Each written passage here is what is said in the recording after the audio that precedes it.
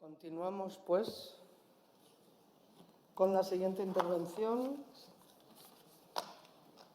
Etnoarqueologías cerámicas y arenas sociales. Una aproximación al conocimiento tecnológico y social de las comunidades a través del estudio de la cerámica desde la etnoarqueología. Bueno, Manuel Calvo, les presento, profesor titular de la Universidad de las Islas Baleares, especializado fundamentalmente en estudios de las comunidades prehistóricas en ambientes insulares, análisis de traceología lítica y tecnología del modelado cerámico, gestión del patrimonio arqueológico como recurso turístico con convenios con ayuntamientos, consells insulares y Govern Balear, etnoarqueología y ha sido y sigue siendo IP, investigador principal de numerosos proyectos que, para no quitar tiempo a su intervención, no voy a enumerar. Igualmente, ha escrito un montón de artículos sobre estos temas que acabo de decir. Así que paso directamente la palabra y muchas gracias por venir. A vosotros. Hola, buenos días a todos. Antes de empezar mi intervención, quisiera agradecer al Museo Arqueológico Nacional y a la Universidad de Granada, especialmente con la colaboración de Juan Jesús Padilla, pues, la invitación a este seminario. Especialmente porque es un seminario que conmemora o que inaugura la vitrina cero sobre la introducción de la cerámica a torno, y me han invitado a mí, que no tengo ni idea de cerámica a torno. No tengo ni idea. Algo sé, ¿no? Algo sé, pero la verdad es que nunca he trabajado sobre cerámica a torno y además en las Islas Baleares quizás es una de las regiones o de las comunidades autónomas de la península donde más tarde llega la cerámica a torno, y nunca las comunidades indígenas prehistóricas incorporan esa tecnología. Por lo tanto, siempre es una tecnología foránea, siempre viene introducida básicamente por fenicios, por púnicos y más tarde por los romanos. Y no será hasta bien entrado el siglo I después de Cristo cuando encontramos los primeros hornos o los primeros centros de producción cerámica a torno. Entonces, lo que sé es que no toco cerámica a torno, ¿no? Por tanto, lo primero fue una sorpresa, ¿no? Y digo, oye, ¿cómo que me invitáis a un seminario sobre cerámica a torno, yo que no trabajo sobre cerámica a torno, ¿no? Pero Juanje me comentó que lo que le gustaría era que explicásemos nuestra experiencia desde la etnoarqueología de cómo tratábamos o cómo nos enfrentábamos al análisis de las producciones cerámicas, ¿no? Y eso es lo que intentaré hacer.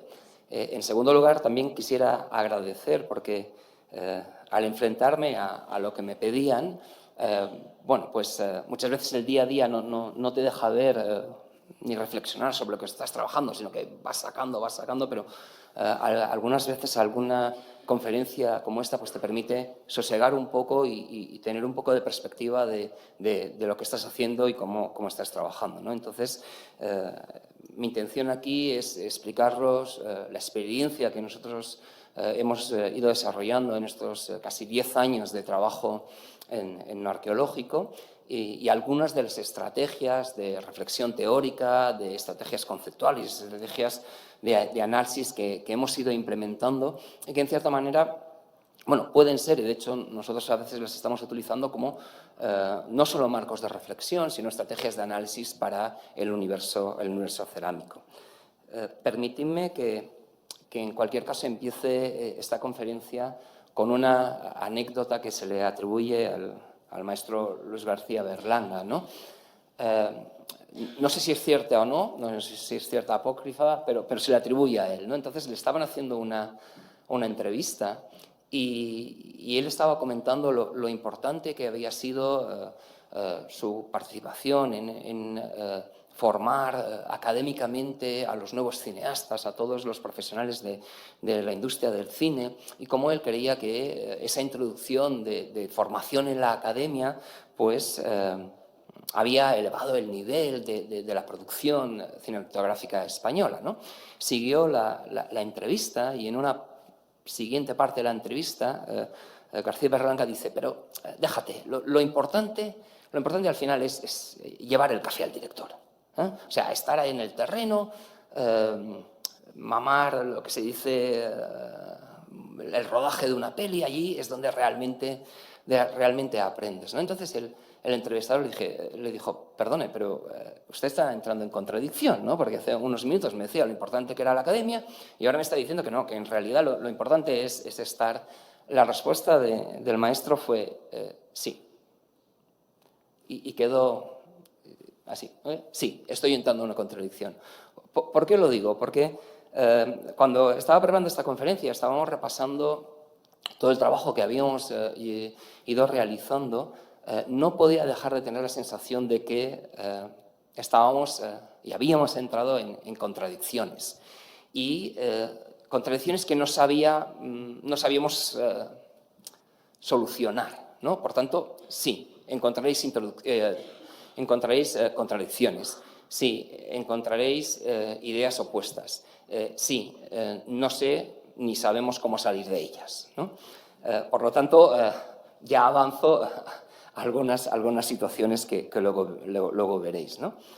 De ahí parte de la conferencia, ¿no? Y por eso, cuando me pidieron que sobre todo explicásemos nuestra experiencia en el análisis de la cerámica desde la etnoarqueología, la primera idea fue pensar qué era eso de la etnoarqueología, ¿no? Podremos ya discutir mucho de la palabra y no voy a entrar en ella, pero lo que sí es cierto es que no hay una etnoarqueología. Hay muchísimas etnoarqueologías, ¿no? Entonces, muchas de ellas a veces contradictorias, ¿sí? Siendo muy sintético, en realidad podríamos encontrarnos con dos grandes vertientes de praxis etnoarqueológicas, ¿no? Por una parte, aquella etnoarqueología que en cierta manera podría ser una subdisciplina de la arqueología, ¿no? Que a partir del análisis de las sociedades preindustriales, básicamente preindustriales, ¿no?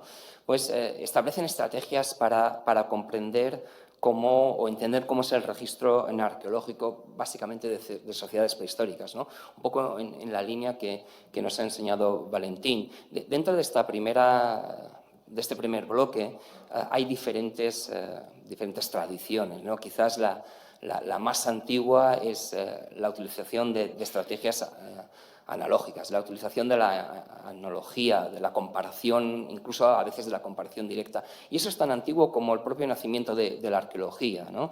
Desde Lubbock o Nilsson, pues ya se hacían estas comparaciones y estas analogías entre el uso de ciertos tipos de industria lítica de aborígenes con inferencias sobre el uso de industria lítica prehistórica, ¿no? Quizá un rearme mucho más elaborado de estas estrategias analíticas se produce con la New Archaeology, con Binford y toda la escuela procesual, ¿no? Y sobre todo su implicación con las teorías de rango medio. Otra variante de este mismo bloque, que es totalmente diferente y opuesta e incluso contradictoria con esta primera vertiente, se deriva de todas las críticas postprocesuales, ¿no? Y igual los primeros trabajos de Ian Hodder, el famoso libro del 82, de Symbols in Actions, refleja el inicio de esta nueva tendencia, en donde las comparaciones directas, las analogías, generan muchos problemas epistemológicos, muchos problemas de interpretación, pero la praxis etnoarqueológica sigue siendo una estrategia válida porque nos genera marcos de reflexión, nos genera herramientas, nos generan conceptos que luego pueden ser utilizados sin una utilización analógica a la hora de comprender la complejidad de la relación entre la cultura material y las comunidades, tanto en el presente como en el pasado. Una tercera variedad de esta etnoarqueología o etnoarqueologías relacionadas con la arqueología es la arqueología como experimentación, ¿no? Valentín nos ha puesto un ejemplo con la introducción de la cerámica a torno, donde en realidad se está utilizando personas que tienen un alto nivel de expertise, de conocimientos, ¿no? Y que permiten, por tanto, establecer una serie no de analogías, sino de uso de una experimentación, ¿no? Por tanto, se utilizaría la praxis etnoarqueológica como experimentación. Frente a esto, encontramos otras líneas totalmente diferentes que defienden el papel de la etnoarqueología per se, como objeto de estudio per se, sin necesidad de tener ninguna vinculación con el pasado, ¿no? Sería con matices y con variedades un poco la idea que Alfredo González Rubial comentaba con la idea de la arqueología del presente, ¿no? Bien, la realidad es que en nuestra praxis arqueológica pues, nos hemos movido de un sitio a otro y además tampoco creo que sean excluyentes, aunque sí a veces tienen fuertes tensiones teóricas. Primera contradicción.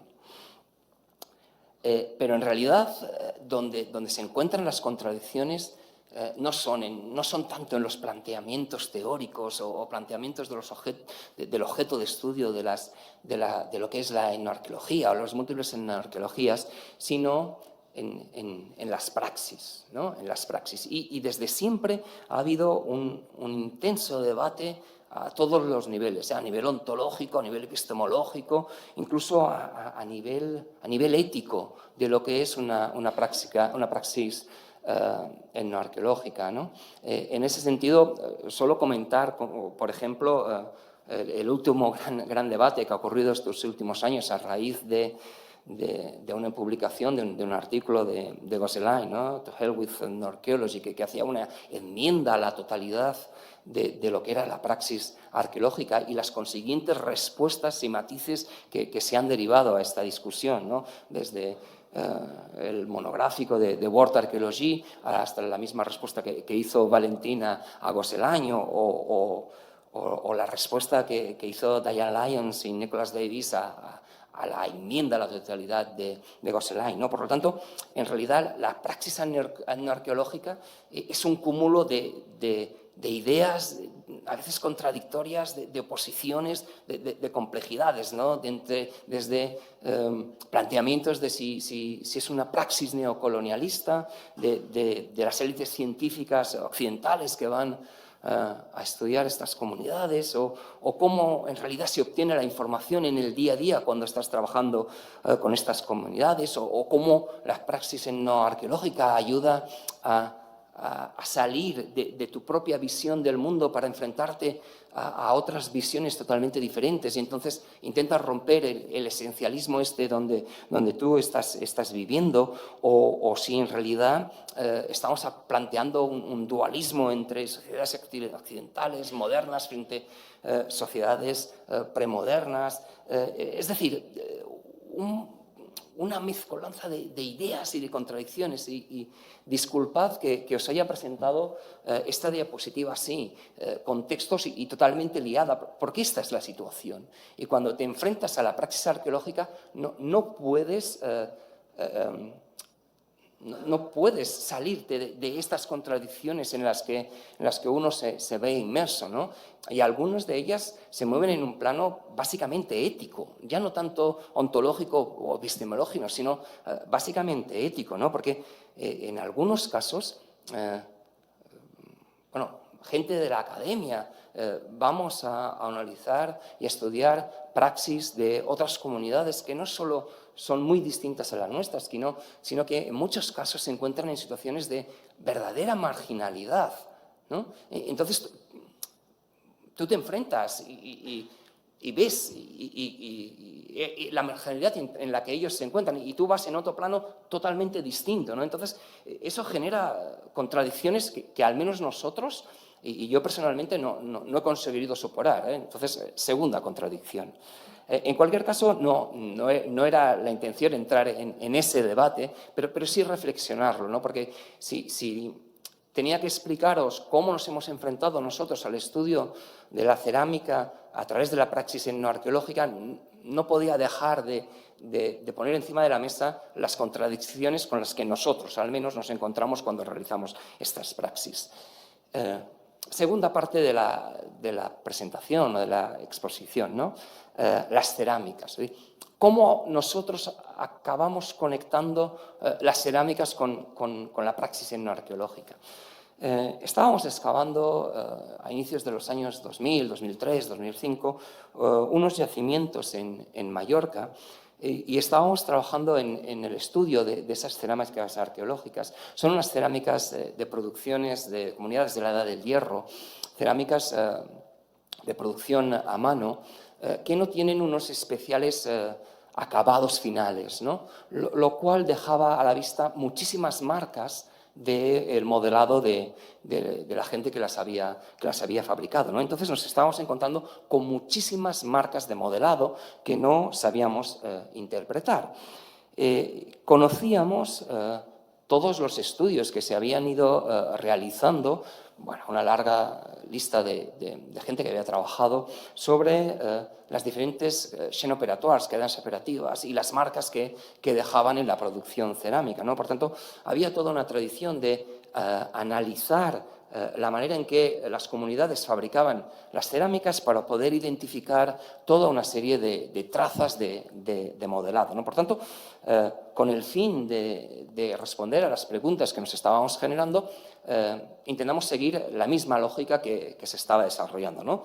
Localizábamos unas trazas arqueológicas, localizábamos unas trazas parecidas a nivel etnográfico, que como sabíamos cómo se había generado el proceso técnico de esas trazas, luego podríamos inferir a través de cierto grado de estrategia analógica cómo podría haber sido el gesto técnico que había generado esa marca, que a nivel arqueológico y a nivel etnográfico tanto se parecían. Bueno, y así iniciamos nuestro camino de la cerámica arqueológica a la praxis cerámica etnoarqueológica. Estuvimos generando diferentes colecciones de referencia, siempre sobre cerámica a mano, nunca sobre cerámica a torno, de diferentes comunidades a lo largo de diferentes zonas, básicamente de Sudamérica y del norte de África y del África occidental. Y en esas colecciones nos preocupamos mucho de hacer un buen análisis de lo que eran la chaîne opératoire, desde los gestos técnicos a las acciones técnicas, a la secuencia del proceso técnico. Os enseño una muy rápido solo para que veáis un poco la idea de cómo fuimos documentando toda esa dinámica del proceso técnico, ¿no? Desde la preparación de la arcilla, la generación de la base, en esta caso era una base de soporte por modelado, todos los compactados que se hacían, los diferentes alisados, procesos de secado, procesos de recorte de la base hemisférica, diferentes niveles de regularización, todo sistematizado en las diferentes cadenas operatorias que nosotros estábamos haciendo. Cómo colocaban los rulos, los colombidos por urdido, en encabalgamiento interno, bueno, etcétera, etcétera. Pues cada una de las fases, cómo se alisaban posteriormente, cómo se homogenizaba la superficie, cómo se generaba el borde a través de un colombino mucho más grueso, con procesos de aplastamiento, alisados, doblamientos, alisados finales y cómo luego se generaba toda la homogeneización final de superficie con anterioridad a la aplicación de engobes, decoraciones, etcétera, ¿no? Por una parte, por tanto, teníamos toda una serie de cadenas de chaîne opératoire, de cadenas bien definidas, y a su vez analizamos con las cerámicas que nosotros habíamos visto hacer, luego las adquiríamos y nos las llevábamos como colección de referencia, las fracturábamos y analizábamos las trazas que generaban, ¿no? En esa fase sí que fue muy importante distinguir entre lo que eran los atributos que definían las trazas, o sea, las variables y las características que definían cada traza de las interpretaciones técnicas que nosotros hacíamos, que son dos procesos distintos. Entonces, por una parte estaba la traza y la identificación de la traza, que era exclusivamente a partir de unos atributos físicos observables, y otra parte la interpretación de dicha traza. Identificamos trazas de formación directa, es decir, aquellas, os enseño algunas, pero aquellas que se generaban directamente por la acción de la alfarera cuando estaba modelando la pieza y que una vez después de la cocción pues, quedaban aún visibles, o las trazas de generación o de formación indirecta, que eran aquellas que se generaban por procesos tafonómicos, que no tenían nada que ver con el proceso de modelado, por ejemplo, la ruptura de una pieza, pero que la pieza se rompía de una determinada manera, se fracturaba de una determinada manera porque estaba construida de una determinada manera, ¿no? Por tanto, eran básicamente fracturas, grietas, craquelados, etcétera, ¿no? Aquí algunas estrategias de documentación de cómo se fracturaban aquellas cerámicas que se habían ido modelando por colombinos, o los diferentes patrones de factura que habíamos interesado. Esta praxis etnoarqueológica sería el aspecto que os comentábamos de una etnoarqueología como arqueología de experimentación, ¿no?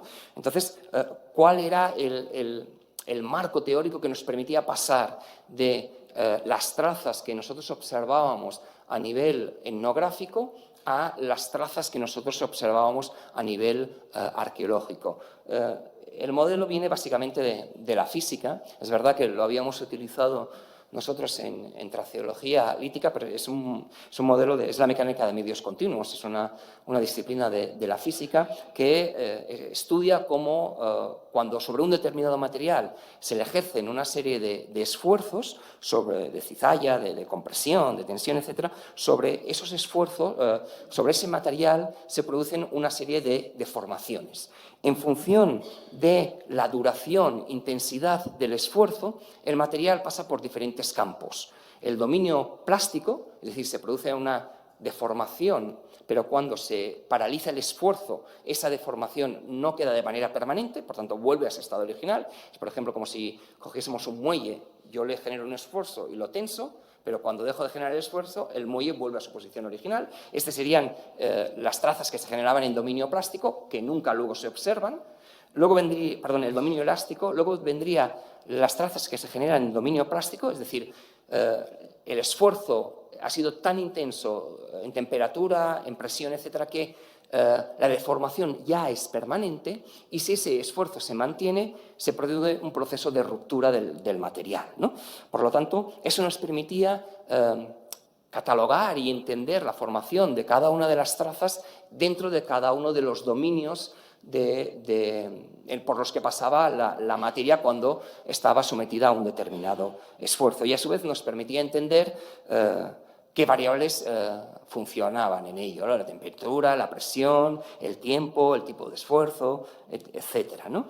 De esta manera teníamos la utilización de una analogía, pero bien fundamentada a nivel físico, ¿no? Porque entonces no era una analogía social o de comportamiento, sino era la utilización de una analogía en el comportamiento físico-químico de los materiales, lo que nos permitía ir de las trazas arqueológicas a su comparación con las trazas etnológicas, a ver cómo se habían producido los gestos técnicos y las acciones técnicas que habían generado esas trazas etnoarqueológicas, y de allí inferir qué posibles acciones o gestos técnicos se habrían generado en los procesos arqueológicos.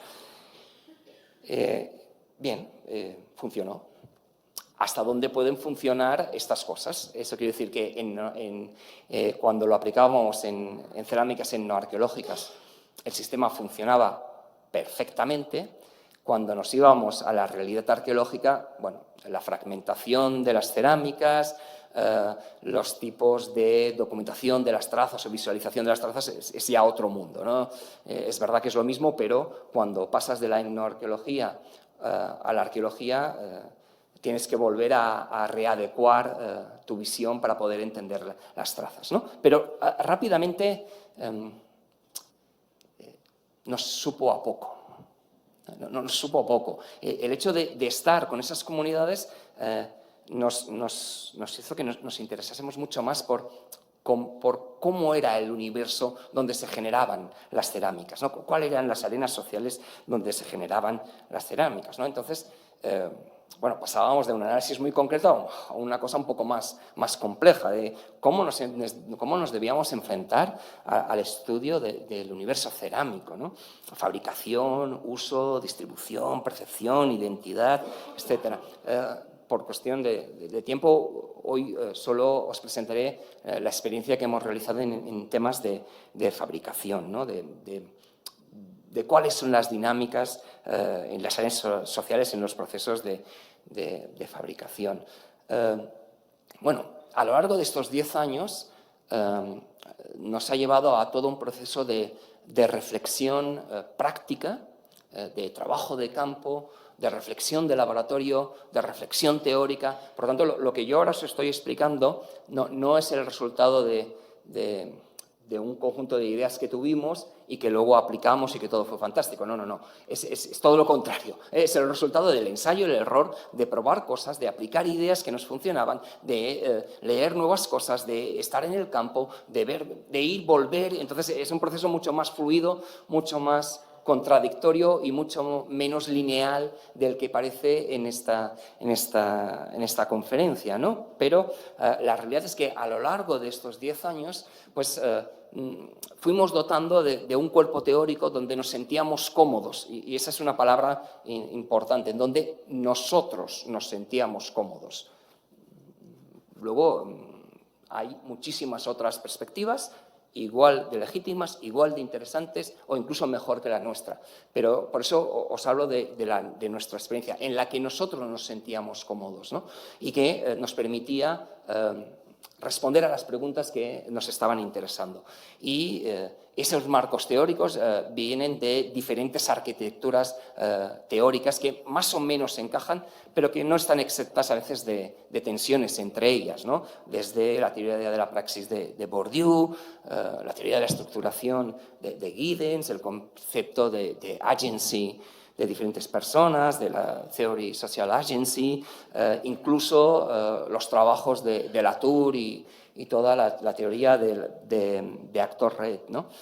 Lo que no está exento de tensiones entre ellos, ¿eh? Por ejemplo, la teoría de Bourdieu a veces generan difíciles lecturas o difíciles maneras de integrarse conjuntamente. Bueno, simplificando, partíamos de que nosotros entendíamos que la fabricación de la cerámica siempre se generaba en un espacio social contingente, ¿no? Por tanto, siempre estaba relacionado con las dinámicas sociales de ese momento y de ese espacio, y que en ese momento y en ese espacio se generaban, había una serie de actores. En temas de cerámica, básicamente, actores materiales, la cerámica, la arcilla, los espacios, y luego otra serie de actores más sociales, las personas que interactuaban.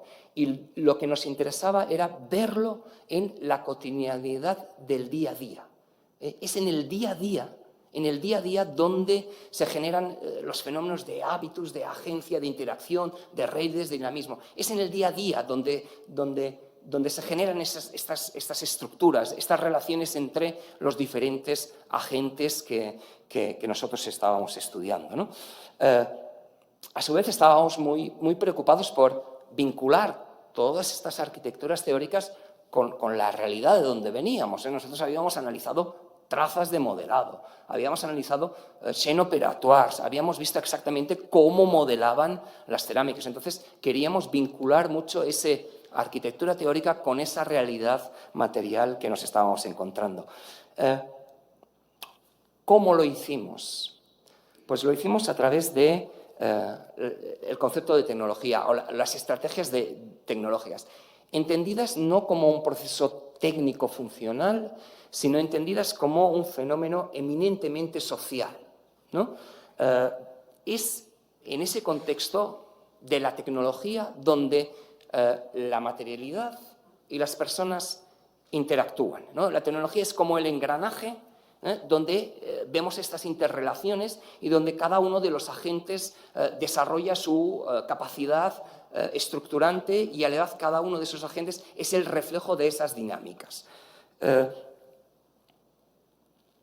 Eso nos hizo reenfocar nuestro análisis y pasamos del análisis de los objetos y de las personas al análisis de las relaciones. Es ahí donde nos fijamos, en ver las relaciones, las dinámicas de relaciones. Es ahí donde nosotros consideramos que se generaban todos esos fenómenos dinámicas de redes, de estructuras que nos interesaba analizar. Por tanto, eso nos supuso, nosotros que veníamos de analizar cerámica a cerámica, fragmento a fragmento, traza a traza, nos supuso replantear toda nuestra estrategia porque pasamos a analizar relaciones.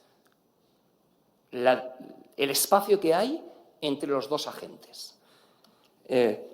Nos sirvió mucho la propuesta o el concepto de representación de Le Monnier, ¿no? Básicamente por tres aspectos que él consideraba en relación a la tecnología y al acto tecnológico, ¿no? Primero, que el acto tecnológico eran acciones mentales, ¿no?, pero que se concretaban en la materia. Por tanto, había una interiorización mental de esas acciones que acababan concretadas en un hecho concreto en la materia.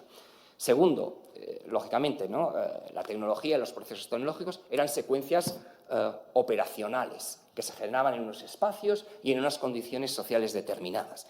Y el tercer aspecto que nos interesó de la propuesta de Le Monnier era que esas relaciones tecnológicas eran, a su vez, reflejo, pero también actor de otro tipo de dinámicas ideológicas, simbólicas, identitarias, etc., ¿no? Por tanto, entendíamos la tecnología no como un proceso tecnológico funcional, sino como un fenómeno social. Y eso nos llevó a diferentes derivadas. Primero, que la tecnología tiene cierto comportamiento fractal. Eso quiere decir que, primero, una fractalidad vertical. Eso quiere decir que dentro de una misma tradición tecnológica, el análisis de un número determinado de casos te sirve para proyectar y reflejar cierto comportamiento o cierta tradición tecnológica, porque hay este comportamiento fractal, pero a su vez hay un comportamiento de fractalidad horizontal y de transferencia de conocimiento tecnológico en diferentes campos tecnológicos. Aquí os presento diferentes campos tecnológicos, el de un horno cerámico de la etnia Kusasi en Ghana, un horno metalúrgico en la misma región, pero de la etnia Busanga, y una casa Kusasi. Se utiliza la misma tecnología del barro para hacer el horno metalúrgico, que para hacer la casa. Por lo tanto, hay ese trasvase tecnológico entre diferentes campos. La segunda derivada era cómo analizar la variabilidad. Porque está bien identificar cadenas operativas y analizar cadenas operativas individuales, ¿no? Pero cuando luego comparas las diferentes cadenas, empiezas a ver variaciones, pequeñas diferencias, cosas distintas. Entonces, ¿cómo nos enfrentábamos a interpretar esa variabilidad que nosotros encontrábamos, ¿no? Eso nos llevó a plantear diferentes situaciones de homogeneidad, que era cuando había una similitud entre gestos y acciones en una misma técnica, situaciones de homología, donde podía haber variaciones en los gestos técnicos, pero seguíamos aún dentro de una misma técnica, y diversidad, ¿no?, cuando había diferentes gestos, diferentes acciones en la aplicación de técnicas distintas. Lo que nos llevó a uno de las cajas de Pandora, ¿no?, del concepto de técnica. No me lo pidáis porque no lo sabré responder, ¿eh? Pero bueno, lo que sí vimos es que había algunos conceptos de técnica que a nosotros no nos servían. Por ejemplo, os pongo el concepto de la técnica de urdido. Para nosotros era demasiado genérico. Hay 1.000 millones de hacer técnicas de urdido. Por tanto, no era un nivel de comparación suficiente. Y bajamos a un nivel muy inferior, que era el que llamamos proceso técnico pormenorizado, que era la suma del gesto, de la acción y de las herramientas. Y eso nos permitía establecer sí ya comparaciones y variaciones a un nivel mucho más fino que nos permitía comparar. Por tanto, podríamos ver cómo los colombinos se colocaban pues, en cabalgadura interna, en cabalgadura mixta, en espiral, etcétera, etcétera, etcétera. La tercera cosa con la que nos enfrentábamos era Si la acción técnica era una acción mental que se había interiorizado y que se reflejaba en la materia, pues cómo se producía ese fenómeno de interiorización, ¿no? Y eso nos permitía distinguir diferentes gestos y diferentes acciones técnicas. Había una serie de acciones técnicas que iban muy ligadas a una alta coordinación mental y motriz, y eso exigía un nivel de aprendizaje y de aprendizaje psicomotriz lento. Es como aprender a tocar piano. Llega un momento que cuando ya sabes tocar piano, tocas piano. O, por ejemplo, yo escribo razonablemente rápido en el teclado del ordenador, pero no sé dónde están las letras. No sé dónde están las letras. Mis dedos van a las letras. Yo no sé si la Z está arriba o está abajo. Mis dedos sí que saben. Eso es fruto de un proceso de interiorización. En un momento yo sí sabía dónde estaba en el teclado, pero esa idea mental se ha interiorizado, se me ha generado un hábito y ahora mis manos van. Pues hay toda una serie de gestos técnicos que son frutos de estos procesos largos de interiorización. Mientras que hay otros que no son fruto de estos procesos largos, que no requieren ese aprendizaje psicomotriz tan lento, sino que el gesto técnico se puede aprender de manera rápida, ¿no? Por ejemplo, en este caso sería decorar las incisiones. Bueno, es un gesto que muy rápidamente puedes aprender. Por tanto, diferenciábamos entre diferentes tipos de gestos, ¿no? Y otra de las cosas con las que nos enfrentábamos era, bien, en esa variabilidad y en esas dinámicas, ¿cómo funcionaba la variable tiempo? La visión diacrónica, ¿no? Y eso nos llevaba al concepto de tradición tecnológica. Otra caja de Pandora que, por favor, no me preguntéis, ¿no? Nosotros entendíamos o entendemos que la tradición tecnológica es el conjunto de procesos donde hay una fuerte carga de hábitus interiorizado y que se transmite a lo largo del tiempo, ¿no? De tal manera que acaba siendo esencializado por la gente que lo está utilizando, ¿no? Y por lo tanto, muchas veces viene incorporado con una carga identitaria importante. Resumiendo, sería la tradición tecnológica sería la manera en que nosotros hacemos las cosas. Nosotros las hacemos así y otros las hacen de otra manera. ¿Por qué? Bueno, porque es un proceso tecnológico que se ha ido interiorizando, que se ha ido transmitiendo y que se ha ido esencializando, ¿no? Y eso nos enfrentaba a cómo analizamos este proceso, ¿no? Había fenómenos de mantenimiento de la tradición, no cambiaba, estábamos ante procesos homeostáticos, había fenómenos donde entraban variaciones tecnológicas, pero se mantenían otras, y entonces aquí entraban otros fenómenos relacionados con hibridación, con procesos de resistencia, de resiliencia, de inercia. Aquí utilizábamos y nos ayudó mucho toda la arquitectura teórica postcolonial, ¿no? Porque es donde han nacido estos conceptos, ¿no?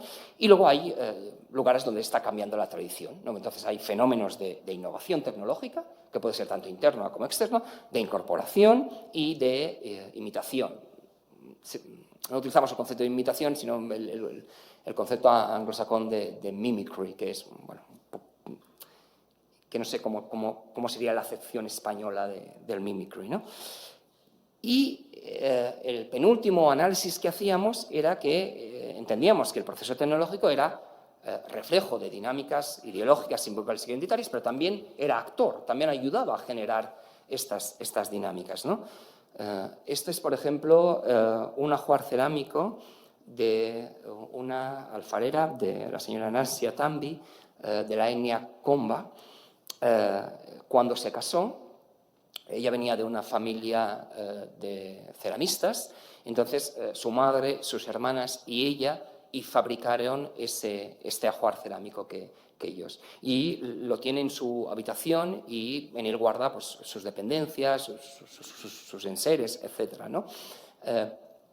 Esta alfarera no tuvo ningún inconveniente en regalarnos cerámicas, en vendernos cerámicas, en que viésemos. Pero cuando entramos y le preguntamos sobre eso, eran absolutamente intocables.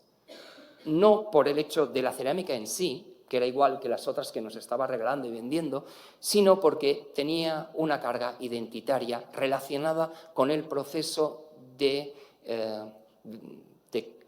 casamiento, de desposado que había tenido. Y su familia era su hogar, ¿no? Esa cerámica tenía una carga identitaria muy marcada. Y a su vez, esa cerámica le identificaba a ella con su origen, de dónde venía, ¿no? Lo mismo con otras dinámicas, ¿no? Por ejemplo, en donde hemos estado trabajando hay muchísima producción cerámica, pero es verdad que la globalización está entrando, entonces están entrando muy fuerte otros productos que compiten con la cerámica, los plásticos, los metales, etcétera, ¿no? Las comunidades están utilizando indistintamente, bueno, no tan indistintamente, pero están utilizando y combinando estos diferentes tipos de recipientes, pero en algunos aspectos muy concretos nunca utilizan materiales foráneos. Siempre utilizan materiales producidos por ellos, especialmente en el ámbito ideológico, en el ámbito simbólico, en el ámbito identitario. Esos son altares, relacionados con la relación que ellos tienen con los ancestros. Cuando ellos se dirigen y se relacionan con los ancestros, les hacen libaciones, les hacen sacrificios, no utilizan nunca ningún material exógeno. Siempre utilizan la cerámica producida por ellos o calabazas que también producen ellos, ¿no? Ante la pregunta de por qué no utilizáis estos nuevos productos que sí utilizan en otros ámbitos, la respuesta es: nosotros nos comunicamos con nuestros ancestros. Nuestros ancestros no entenderían el uso del plástico y el uso del metal porque ellos no lo conocían.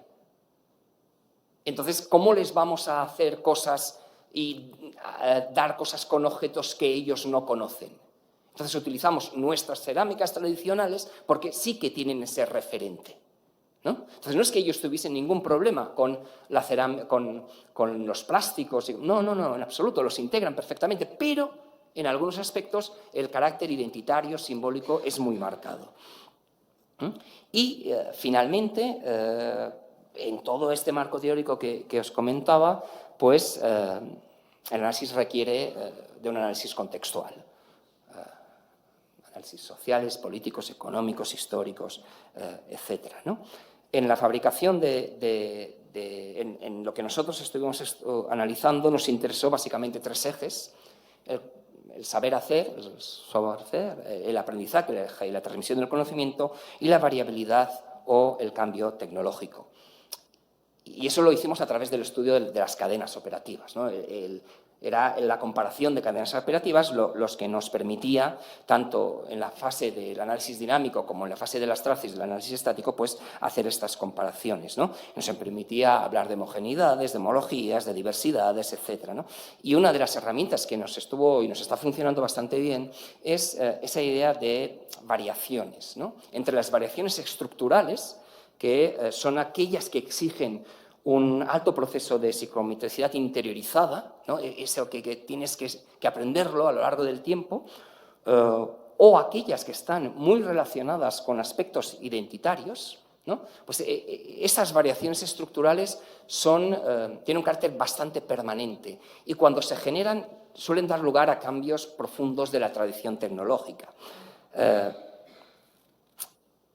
Frente a ellos, pues habría toda otra serie de variaciones que no eran tan estructurales, que por tanto eran mucho más permeables a fenómenos de agencia, a fenómenos de incorporación, ¿no? Y que, por lo tanto, permitían variaciones y matices, pero dentro de una misma tradición tecnológica.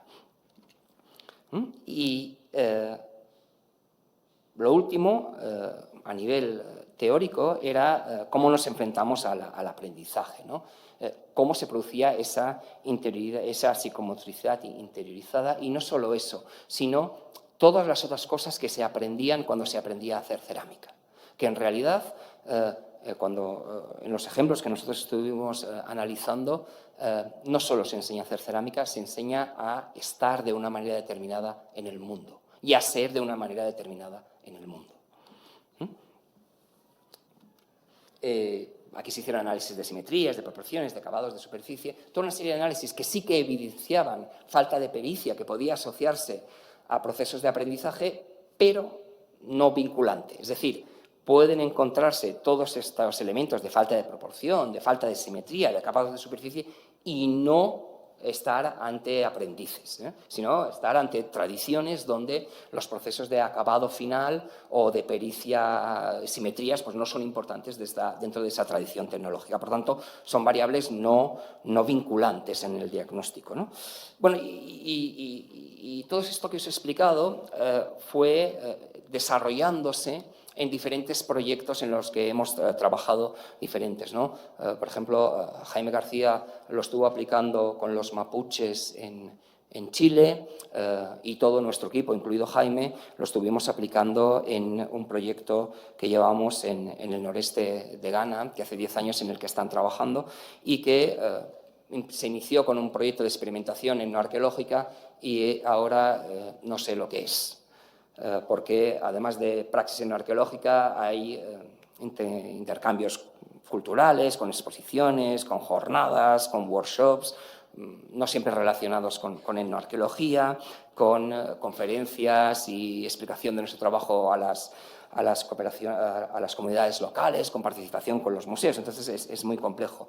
Esta es la zona donde nosotros hemos venido trabajando, es en África Occidental, en el noreste de Ghana. Es una zona multiétnica. Hay una gran variedad de etnias que conviven, Kusasis, Fulanis, Mamprusis, Kombas, Chakosis, Bimovas, y eso es un eje muy importante que marca muchas de las dinámicas que se generan, ¿no? En esa zona el concepto de etnia va muy relacionado con la idea de un ancestro común, sea real o metafórico o ficticio, ¿no? Pero las comunidades están convencidas que vienen de un ancestro común y sobre eso se sustentan pues, similitudes, tanto materiales como costumbres, ¿no? Por tanto, la importancia es la pretensión de ancestro común, más allá de que sea real o no. Bien, esa definición podría funcionar, pero luego la realidad es mucho más compleja y las identidades ahí pues, son aprendidas, son fluidas, son relacionadas, son subconscientes, son negociadas, son pasivas. Pues es un batiburrillo de complejidad en relación a las identidades, ¿no?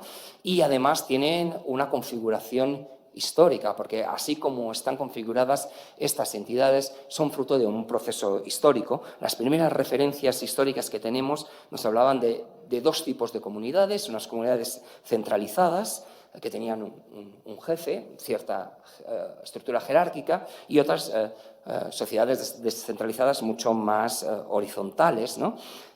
Con todo el proceso de comercio esclavista desde el 15 hasta el 19, esa dualidad aún se reforzó más porque, aunque ellos no lo reconozcan mucho, la realidad es que muchas de las sociedades centralizadas participaron en el comercio y el intercambio de esclavos y muchas de las comunidades descentralizadas eran los que estaban siendo esclavizados y luego con todos los procesos colonialistas que hubo, tanto del protectorado alemán como del dominio colonial, ¿no? Pues había una especie de gobierno indirecto, de tal manera que las élites de las metrópolis fortalecían a las sociedades jerarquizadas porque tenían un interlocutor válido y potenciándolos a ellos pues intentaban controlar de manera indirecta esos territorios del norte que no estaban tan controlados, ¿no? Ghana fue el primer país africano que se descolonizó y con Nkrumah y él tuvo un enorme interés en modernizar su país, ¿no? Entonces intentó romper con esas sociedades tribales, estas etnias, estos grupos, ¿no? Y montó un Estado a cierta semejanza a modelos occidentales que luego con diferentes dictaduras pues hubo una ida y venida entre la visión más occidental de un Estado y esa visión tradicional a base de estructuras clánicas y étnicas. Otro presidente importante fue Jerry Lowins, que también intentó romper esa estructura étnica del país, pero la realidad es que la Constitución actual es bicefálica, porque por una parte están los partidos políticos que funcionan con elecciones y un sistema básicamente democrático occidental, y luego está la otra cámara, que es la de los grupos étnicos, que funcionan a través de estas estructuras étnicas que existen, ¿no? Entonces hay una competencia entre un poder electo y un poder tradicional.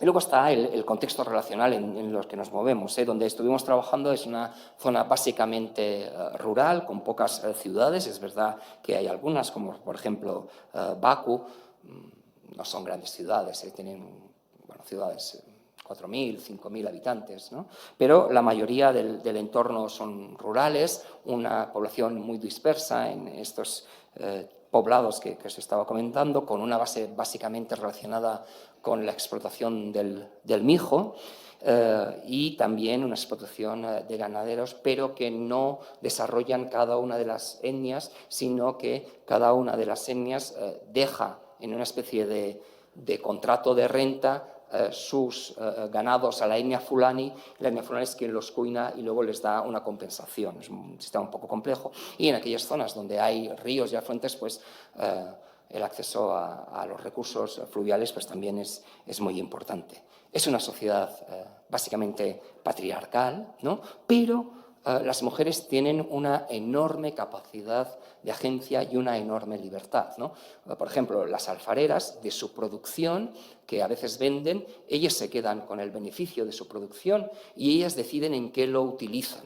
Básicamente lo utilizan en ropa para sus hijos, en asegurar la educación de sus hijos, pero jamás se lo dan al jefe de la familia. Dice que se lo gasta en cosas que no son importantes, ¿no? Por tanto, es un sistema patriarcal, pero las mujeres tienen una enorme capacidad de interacción. Se estructuran a partir de familias extensas, porque está la poliginia, ¿no? Un cabeza de familia con 2, 3, 4, incluso 5 mujeres, y por lo tanto las familias alcanzan los 25 miembros, 30 miembros, y viven en estas casas, ¿no? En estos espacios domésticos, que son pequeñas cabañas que se adosan con un muro perimetral, que se pueden dividir en diferentes ámbitos, ¿no? Una primera división sería por género. Las mujeres siempre ocupan las habitaciones posteriores de la casa, los hombres las más cercanas a la entrada, y también por un eje de privacidad. Lo de dentro de la casa es lo privado. Entonces, cuando te reciben, siempre es en los ámbitos que hay fuera de la casa. Os paso algunas fotos para que veáis un poco cómo es el ámbito. Esas son las cocinas, tanto dentro de la casa como fuera, y ese patio central donde se hacen todas las actividades de gestión doméstica de los recursos, de los alimentos, incluso los trabajos de producción alfarera. Y, por supuesto, la educación de los hijos, ¿no? Esta es la parte posterior, la parte de delante, donde es la parte pública, es donde está esa especie de porche, que es el song, donde se entablan todas las relaciones sociales con otras familias, diplomáticas, políticas, etc. Y alrededor de ello, pues todos los diferentes sitios de almacenar. Y dentro de las casas, pues hay tumbas muy relacionadas con esa vinculación del espacio doméstico con los ancestros. Y entonces hay santuarios dentro de las casas que les permite hablar con sus familiares, y luego hay santuarios comunales que permiten, cuando hay graves problemas, a que los viejos, los elders, los viejos de la comunidad, pues hablen con sus ancestros más poderosos para solucionarlos, ¿no? Pero sobre esa base tradicional hay una amalgama de religiones. Es un mercadeo de religiones, desde todas las variedades que os podéis imaginar de cristianismo hasta el islam, que también entra. Y bueno, conviven, interaccionan, y no generan especialmente conflictos. Otro ejemplo importante son los mercados, no solo porque es el sitio donde se venden las cosas, sino porque es el sitio de intercambio social a todos los niveles, ¿no? Cada 3 días hay un mercado, entonces la gente se desplaza a la zona de mercado, y cada 6 días hay un mercado más importante, entonces es el lugar de relaciones sociales, y muchos de los matrimonios se consolidan en estos mercados, ¿no? En realidad es un Estado moderno, tradicional, multiétnico, con todas las contradicciones que eso supone, ¿no? Pues aquí es donde nosotros hemos trabajado. El universo cerámico, solo os hablaré de la fabricación. Hemos trabajado con las 3 etnias que producen cerámica, que son la etnia Kusasi, la etnia Komba y la etnia Chakosi, alrededor de unas 123 alfareras, y luego con los consumidores, que además de estas 3 etnias pues son los Fulani, los Mamprusi y los Bimoba.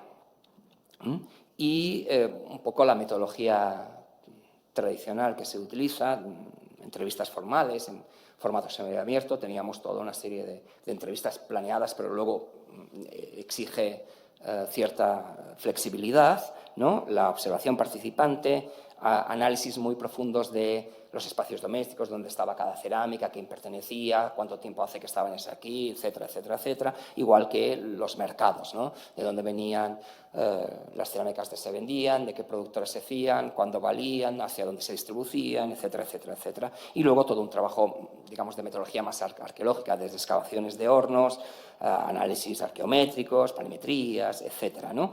Y sobre todo el trabajo de las cadenas operativas que os estaba comentando. ¿Cómo hemos concretado toda la arquitectura teórica que os estaba comentando en aspectos concretos, en algunos casos de estudio, ¿no? Os presentaré algunos casos de estudio, algunos relacionados con el conocimiento tecnológico y cómo comparar diferentes tradiciones tecnológicas y qué relación tenía con las identidades étnicas. Un primer ejemplo fue el análisis de 2 etnias productoras, la etnia Komba y la etnia Kusasi.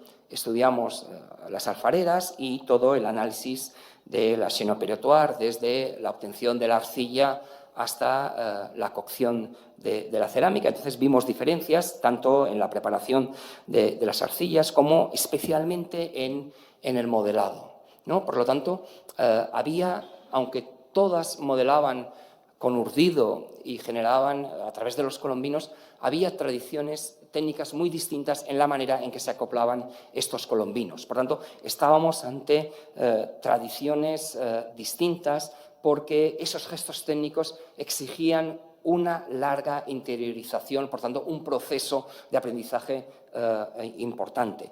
También es cierto que se daban variaciones de las que llamamos secundarias, que son fácilmente incorporables, pero que aquí nos generaron algunas complicaciones que no hemos sabido aún solucionar. Por ejemplo, las decoraciones, ¿no? Las decoraciones allí, cuando hablábamos con las diferentes alfareras de las 2 etnias y les pedíamos si tenían algún significado esas decoraciones, por qué decoraban de esa manera, la respuesta siempre era no tienen ningún significado, nos gusta, sí, la hago porque, la vi, me gustó y tal. Entonces, la primera idea que hicimos fue, bien, perfecto, hay una altísima variabilidad en el sistema de decoraciones porque es un gesto técnico que no requiere un largo proceso de aprendizaje, porque es mucho más dinámico, puede comparar y tal. Bueno, seguimos trabajando sobre el tema y hubo una pregunta que hicimos y que no habíamos hecho antes y que fue, ¿y a usted quién le enseñó esa decoración? Y la respuesta fue, mi madre. ¿Y a su madre quién le enseñó la decoración? Mi madre. Entonces, ya no era tan secundaria, sino que funcionaba un poco a nivel identitario.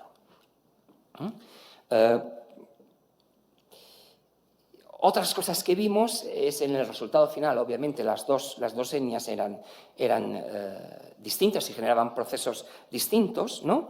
Pero lo que aquí sí que era interesante era que cuando hablábamos con los consumidores, ellos nos decían, no, las que nos gustan más son las cerámicas Kusasi, porque son más resistentes, más ligeras y más bonitas. Y nosotros lo que hicimos, bueno, pues vamos a pesarlas, vamos a medir y vamos a ver si realmente es así. La diferencia experimental entre las cerámicas Kusasi y las cerámicas Konda es apenas perceptible. Es apenas perceptible. Es verdad que las Kusasi son un poco más ligeras, pero es imperceptible. Claro, analizando la etnia Komba, ves que son de las etnias que están en los sitios más marginales y que eso ha generado diferentes conflictos importantes en esa zona, ¿no? Por tanto, en realidad lo que estaba ocurriendo era había cierta proyección de la imagen que se tenía sobre la etnia Komba proyectada sobre la cerámica, cuando físicamente eso no era cierto. Otro ejemplo fue entre el análisis dentro de una misma etnia. Utilizamos dos zonas de la cerámica Kusasi, ¿no? Entonces, bueno, volvimos a analizar toda la chaîne opératoire y lo que sí vimos era que las variaciones, en ese caso, solo se producían en aspectos de variaciones secundarias, mientras que las acciones técnicas que requerían un habitus interiorizado, esas no se modificaban. Por tanto, estábamos dentro de la misma tradición tecnológica asociada a esa etnia, con matices vinculados más a dispersiones regionales, pero dentro de una misma tradición. Y el último ejemplo que os pongo fue la comparación entre las comunidades Chacosi y las comunidades Komba. Aquí volvimos, bueno, son dos comunidades que están muy interrelacionadas entre ellas y que vienen de un proceso histórico un poco complejo, porque las Komba estaban ubicadas ya en el norte y en el siglo XIX los Chacosi migraron de las zonas de la costa hacia el interior, hacia el norte, con todo un proceso relacionado con las últimas dinámicas esclavistas que hubo, ¿no? Entonces, bueno, se ubicaron en el mismo territorio que los Komba. Analizando las dos cadenas operatorias o las diferentes cadenas operatorias de las dos comunidades, pues vimos cómo eran idénticas, tanto en las variaciones estructurales como en las variaciones que llamamos secundarias. Cuando analizamos los procesos de aprendizaje, vimos que las mujeres Chacosi habían aprendido de la mujer Komba. En otro caso, la mujer Chacosi había aprendido de la suegra Komba. En otro caso, de otra suegra. En otro caso, de la abuela de tradición Komba. Por lo tanto, la filiación étnica en Ghana es a través de los hombres. O sea, una mujer Chacosi se casa con un hombre Komba, su hija será Komba. Pero la tradición cerámica se mueve por una filiación femenina, porque son las mujeres las que transmiten el conocimiento tecnológico. Por tanto, más allá de la filiación de la alfarera, que podía ser Chacosi o Komba, la tradición siempre se vinculaba con un origen Komba, aunque fuesen Chacosis. Si me permitís, me salto el conocimiento porque no vamos a llegar, porque ya. Y simplemente ya para acabar, nuestra experiencia en estas praxis, la verdad, más allá del enriquecimiento como experiencia vital, nos ha servido mucho para ponernos ante una realidad enormemente compleja, que son las relaciones entre la cultura material y las personas y todas las dinámicas que se generan entre ellas, ¿no? Por tanto, el chocar contra esa realidad enormemente compleja nos ha obligado a repensar estrategias, no solo de arquitecturas teóricas, sino también de cómo entendíamos la materialidad y cómo encontrábamos herramientas que nos permitiesen hacer este salto desde las arquitecturas teóricas a la realidad que estábamos viendo, ¿no? En temas de fabricación, esa idea de la tecnología como fenómeno social con todas las variantes que se derivan, especialmente en la praxis cotidiana del día a día, ha sido algo que nos ha funcionado especialmente bien. Y principalmente a nosotros nos ha servido para entender que el foco donde era interesante buscar no era tanto en los objetos que obviamente se tienen que estudiar o en las personas que obviamente son agentes activos y importante participan, sino en la interacción que se generaba entre ellos, ¿no? ¿Qué capacidad tiene esta experiencia de ser trasladada a la arqueología? Bueno, Valentín ya ha comentado las dificultades que hay en ese paso, ¿no? Nosotros, claro, al entender que el espacio social donde se ha generado es enormemente contingente, genera problemas de traspasos directos, como ya hemos comentado, ¿no? Pero sí que algunas de las herramientas que se han testado sí que luego las estamos utilizando para analizar desde la propia materialidad arqueológica. Por tanto, no desde la materialidad etnoarqueológica, sino desde la propia materialidad etnoarqueológica, como comentaba Valentín, pues todas esas reflexiones y esas herramientas que hemos ido trabajando en nuestra experiencia con las etnoarqueologías, ¿no? No quisiera yo acabar esta conferencia sin dar las gracias a las verdaderas protagonistas, ¿eh? No somos nosotros, son las alfareras de las diferentes etnias que con un altruismo, bueno, siempre estaremos agradecidos. No solo nos abrieron sus puertas, sino que nos dejaron trabajar y prestar todo su conocimiento, enorme conocimiento sobre la fabricación cerámica que ellos tenían, ¿no?